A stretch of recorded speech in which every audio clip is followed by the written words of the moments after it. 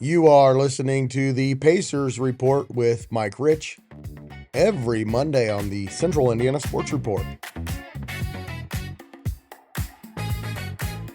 challenging. He's going to have to get it in. He's having trouble. Gets it to Reggie for three.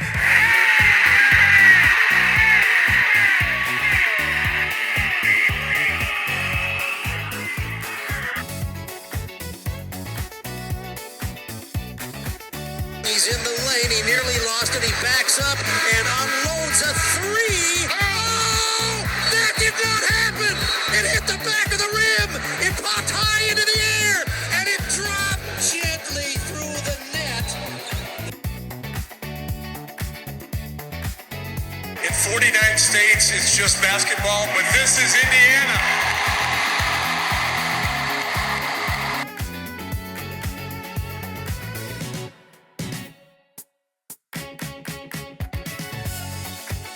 Welcome, Pacers fans, to the Central Indiana Sports Report for this week's Pacers Report with Mike Rich. And Mike, for just the 17th time this year, we get to celebrate a win.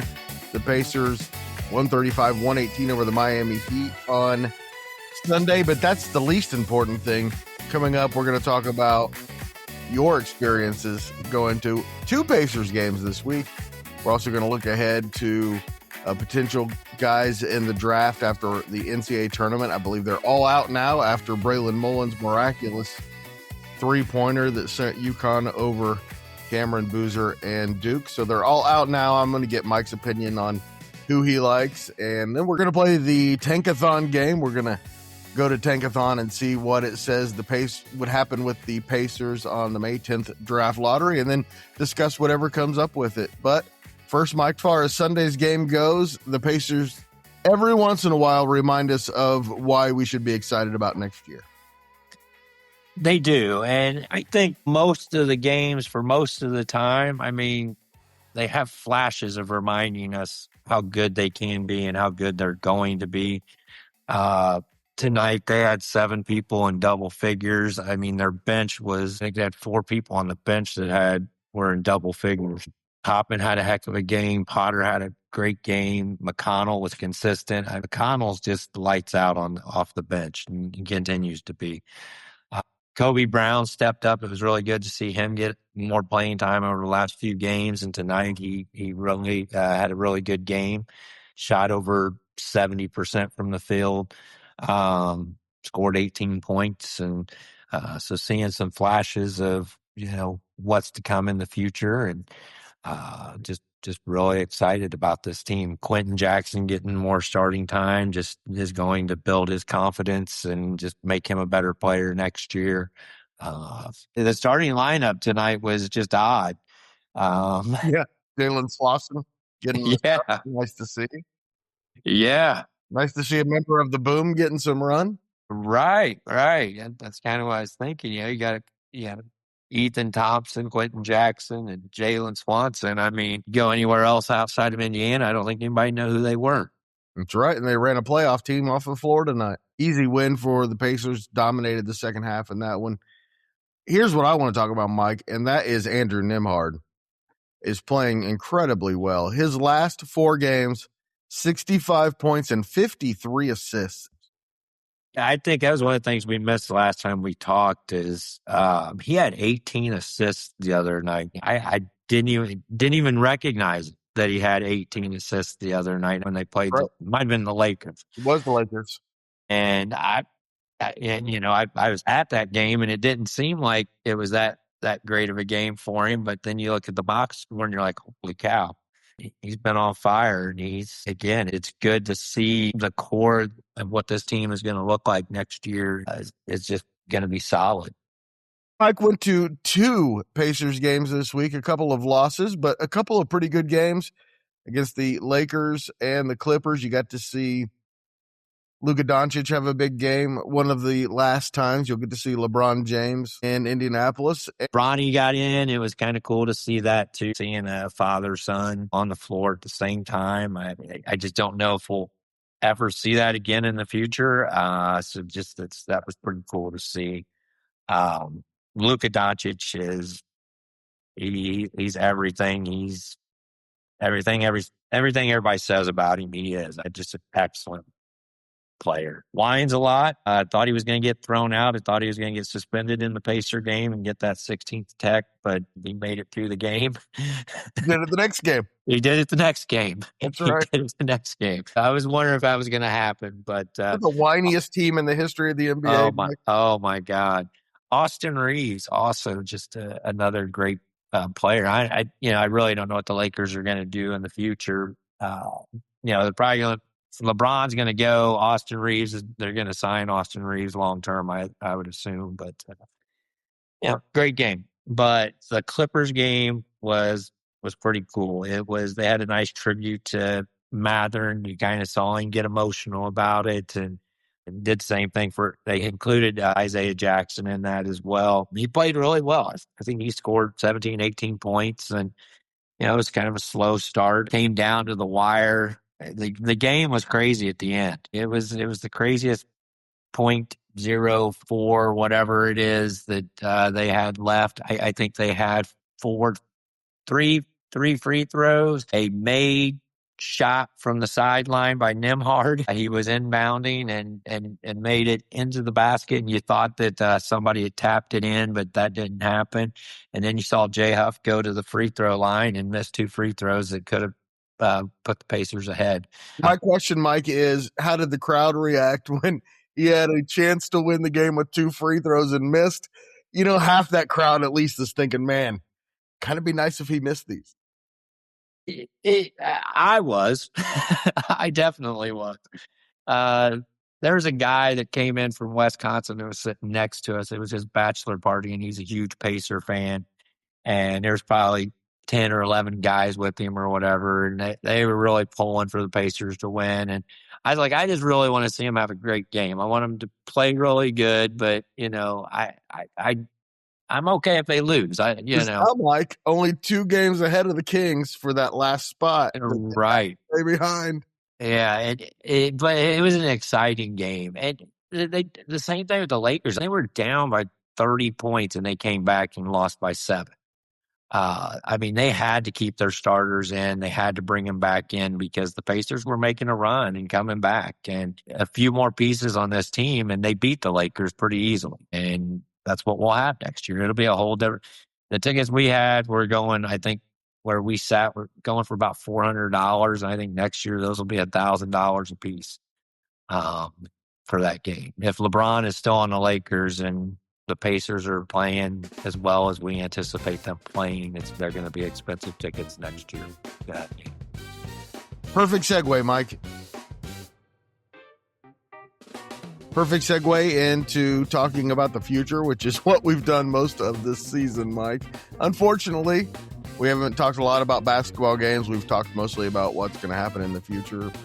My first question to you is, how much chance did you get to see AJ Dybantsa, Darryn Peterson, Cameron Boozer in the tournament, and did it change your mind on anything as far as what you'd like to see the Pacers do? A little bit. Peterson, I hadn't watched much of, and he doesn't play every game, of course, which is one of the things that I would really worry about with him being a pick for the Pacers. And wouldn't be a great fit for the Pacers, but he is phenomenal. He just moves differently than anybody else on that court and is just a fantastic ball player. But you didn't see much of them. I think they were out the first weekend. The same with BYU and Dybantsa. Same thing with UNC. The good thing is none of them got injured. I think Boozer's a good fit. He's smart. He's athletic.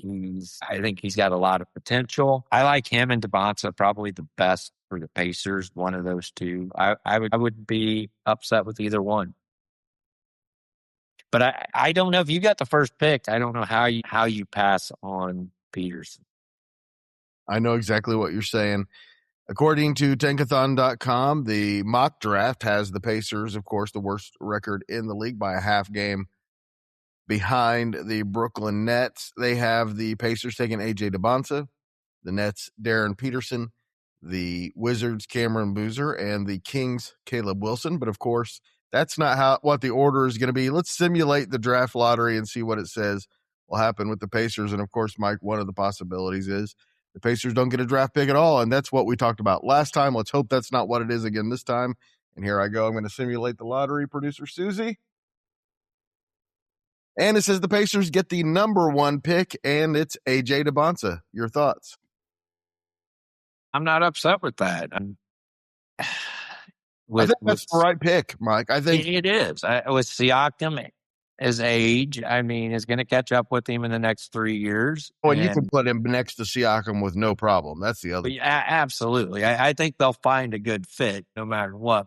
I think Dybantsa is the best fit. I think Boozer's probably actually the best fit. But when you talk about ceiling and fit combined, it might be Dybantsa. I still would go Boozer because he's the surest thing. He's smart. Yeah, incredibly smart. You talk about upside with Dybantsa, and he's probably the right pick at number 1 if they get it. I would agree with that. I don't have any complaints about that. And if the Pacers were loaded in the front court and needed backcourt help, I might say Peterson was the right fit because he might be the best player. But you can't convince me right now that Peterson is a level above Dybantsa and Boozer talent-wise. I know they came into the season thinking that he was, but we've seen a full year of basketball, and Dybantsa and Boozer are every bit as good as Peterson, if not better. I would agree. 100%. And if we happen to fall to 10 or trade into that, we might be looking at getting what? Amit, Fleming. Yeah, Lindenborg would be a really good fit on the front court, I think. They better not take Wagler from Illinois. I don't think they're going to get to, but man, he is awfully good. 43 points against our Boilermakers. And what I saw from him in this tournament so far, Mike, wow. He's got more than just the shooting. He is a creative scorer who has potential to be a all-star level player. I'm not sure he's going to be as good as the top 4 guys, but he is definitely an all-star level potential player, I think. I think he's a sleeper pick. Honestly, I think he's one that, he would fit really well, probably on any team. I really like Koa Pete from Arizona. He is a smart player, not athletically gifted, but makes all the right plays, and he is going to be in somebody's rotation somewhere the next few years. A lot of guys in this tournament have stood out to me where I've said, that's an NBA player. And Yaxel Lindenborg at Michigan might be the guy, other than Dybantsa and Boozer, who might fit with the Pacers' current roster best. And it would be interesting to see if the Pacers made a move if they did not get a top 4 pick here. It would be. And, trust in Pritchard. That's all I can say. I mean, we just have to trust in him. And no matter what, I mean, we're getting 2 all-stars potentially back at the beginning of next year and whatever we get in the draft. The draft is just the cherry on top. Yeah, the draft is for the future. If the draft goes right, the Pacers' future can be incredible too. If it doesn't go right, we're talking about building for the next 4 or 5 years to be a champion. And Either way, it's okay. We'll accept it. But, Mike, they owe us. They owe us. May 10th, NBA, you owe us one. 8 games? Is that what we're down to? 7 games left. 7 games left? Okay, tonight. Let's start. Yep. All right, let's talk about that real fast when we come back. Hey, do me a huge favor and check out my new daily podcast, Greg and His Friends Talk Sports. Every day, my friends and I are talking about whatever Central Indiana sports fans are talking about. Every weekday afternoon, Greg and His Friends Talk Sports. Mike, 7 games left, and it starts Wednesday, so a couple of days off before going to Chicago for a game that they got to avoid winning like crazy. And then April 3rd, you're going to go to Charlotte, a team that wants to win that game. Cleveland, the 5th, a team that wants to win. Then at home, April 7th, their next home game against the Timberwolves, a team that's going to want to win that game. And then you got to avoid beating Brooklyn on April 9th. And then you got Philly at home on the 10th and Detroit at home on the 12th. And you got to hope those teams aren't resting guys and avoid falling ahead of the Kings in the standings. That's scary. I think they'll play Chicago well. I think that's the only team they got a winning record against this season. Bulls are horrible right now. Early in Yeah. the year, they were pretty good. They traded some players. They are absolutely awful, and they've got to avoid winning that game on Wednesday, Mike. They might get their second win in a row. Oh, man. And then they're going to have to go into full tank mode. Yeah, you're there. Don't mess this up. Do not mess this up, man. do not mess. There's no reason. Just come on, be good to us. Be good to us. And I think you're right. I think Charlotte, Cleveland, Minnesota they're gonna want to win. Detroit probably will be resting people by then. Don't know what'll be up with Philly. We'll know more later, and we'll be talking about it as it happens, Mike, and we'll be back next Monday for the next Pacers report, and he'll also spend some time with me on my daily podcast, Greg and his friends talk sports, talking some Pacers and probably some other stuff as well. As I see his Cubs shirt on, it's going to be fun in the NL Central this year, Mike. It'll be a blast. It's going to be fun. It'll be the Reds year. You think? It's the Reds year. I'm certain of it. All right. Love the back end of their bullpen. I took the under on 19.5 when we made the line on the Pacers wins. I think that's what we're going to need, 2 and 5 here in the last. Yeah, we do. Yeah. We do not need to win more than 19 games this year. Do not need 3 wins. Sacramento, we need another Sacramento win or 2. Yeah, I agree.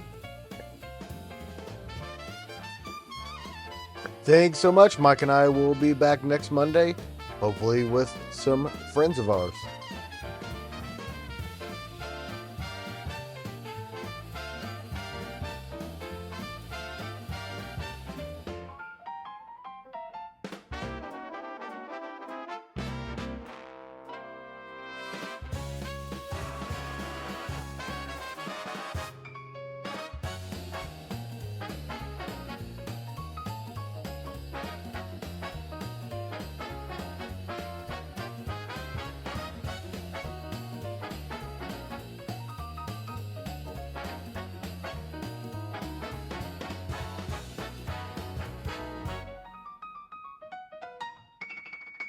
The Central Indiana Sports Report is a product of ITG Media.